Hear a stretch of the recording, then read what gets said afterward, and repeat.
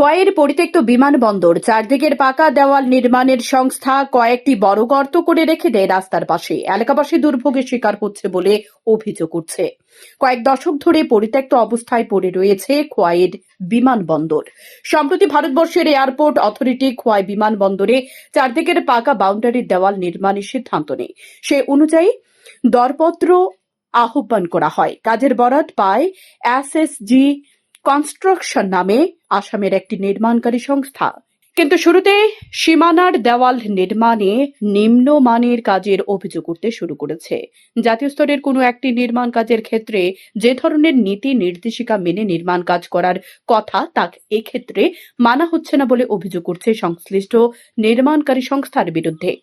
এছাড়াও নির্মাণ কাজ খুব ধীর গতিতে চলছে বলেও খোয়াইবাসীর অভিযোগ। বিমানবন্দরে পাশ ঘেঁষে রয়েছে সড়ক। এই সড়ক ধরে যাতায়াত করে বিভিন্ন ধরনের ছোট বড় যানবাহন।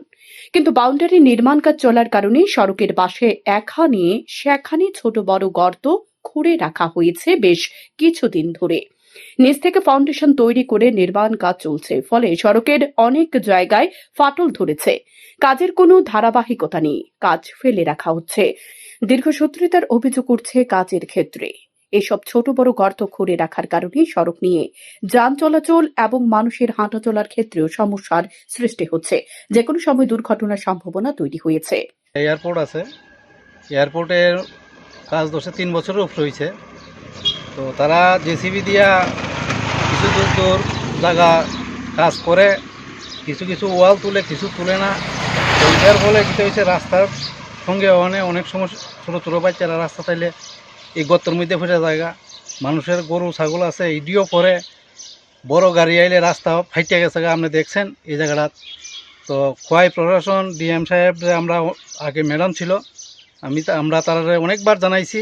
তো জানানোর পরে কিছুদিন কাজ হয় সহ পার্শ্ববর্তী গ্রাম আছে, তারার চলাচলের সাংঘাতিক অসুবিধা হয়।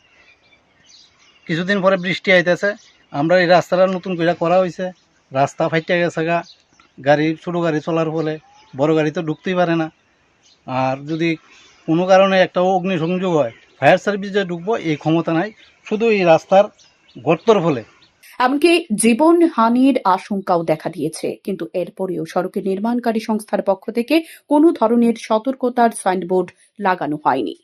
শান্তন টিভি।